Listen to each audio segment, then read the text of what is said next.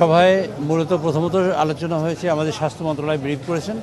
সেখানে হামে কিছু শিশু মারা গেছেন, স্টার্ন অ্যাকশন হয়েছে তাদের বিরুদ্ধে। মাননীয় প্রধানমন্ত্রী নির্দেশ দিয়েছেন তাদের বিরুদ্ধে ব্যবস্থা গ্রহণ করার জন্য, এবং পরবর্তীতে যেন প্রয়োজনীয় সার্বিক ব্যবস্থা গ্রহণ করা হয় এবং যাতে কোনো শিশু আর মৃত্যুমুখে পতিত না হয় তার জন্য প্রয়োজনীয় ব্যবস্থা গ্রহণ করার জন্য মাননীয় মন্ত্রী বলেছেন, মাননীয় প্রধানমন্ত্রী বলেছেন।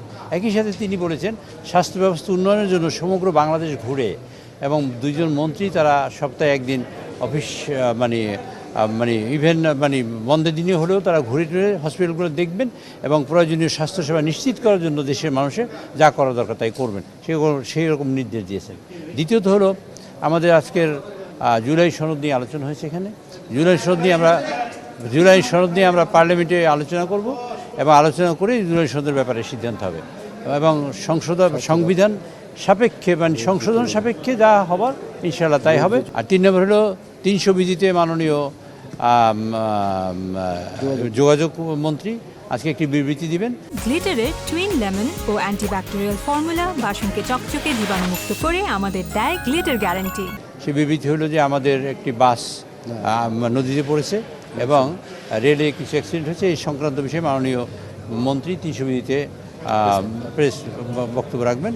আর একটা সিদ্ধান্ত হয়েছে, সেটা হলো মাননীয় মন্ত্রী খনিজ সম্পদ জ্বালানি মন্ত্রী তিনি পার্লামেন্টে 300 বিধিতে বক্তব্য রাখবেন যে তেলের যে ক্রাইসিস এই মুহূর্তে, এবং আমাদের কোনো তেলের সমস্যা নেই, এবং তেল পর্যাপ্ত পরিমাণে সাপ্লাই থাকার পরেও একটা কৃত্রিমভাবে এইরকম একটা সমস্যা সৃষ্টি করা হচ্ছে, যাতে এইটা না হয় এ ব্যাপারে সকলকে সচেতন হওয়া এবং একটা প্রয়োজনীয় ব্যবস্থা গ্রহণ করার জন্য মাননীয় প্রধানমন্ত্রী আজকে নির্দেশ দিয়েছেন সকলের জন্য।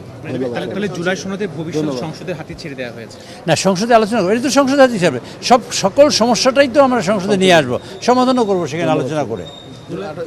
গণভোটের অধ্যাদেশ বাতিল না, এটা বাতিল হবে না, আমরা সংসদে আলোচনা করে যার সিদ্ধান্ত তা তো আপনারা সবাই জানবেন। গণভোটের যে অধ্যাদেশটা নিয়ে একটা অধ্যাদেশ বিষয় নয়, অধ্যাদেশ হয়নি, এটা অর্ডার হয়েছে। কাজে এই সংখ্যা এগুলো তো আইনি বিশ্লেষণ, কিন্তু কারণ আইনি বিশ্লেষণ অনুযায়ী পার্লামেন্টে আলোচনা হবে এবং সেগুলো যা হওয়ার তাই হবে ইনশাআল্লাহ। ধন্যবাদ। আমাদের পার্লামেন্টারি স্ট্যান্ডিং কমিটি হওয়ার কথা ছিল। পার্লামেন্টারি স্ট্যান্ডিং কমিটি প্রথম সেশনে সাধারণত হয় না, দ্বিতীয় সেশনে আমরা করব, কারণ পার্লামেন্টের পারফরমেন্সের প্রশ্ন আছে, কে কোথায় কী করে সব মিলিয়ে দেখে আমাদের মহিলা মেম্বাররা আসবেন, এই সব মিলিয়ে ইনশাআল্লাহ হোপফুলি যে সেকেন্ড সেশনে আমরা করবো। এখনও ঘোষণা হবে, এই শীঘ্রই হবে এটা। জুলাই সনদ নিয়ে এর আগে তো আপনারা কমিটি একাধিক বৈঠক করেছেন, সেখানে আলোচনা হয় না, পার্লামেন্টে আলোচনা হবে, সেইটি সিদ্ধান্ত হয়েছে।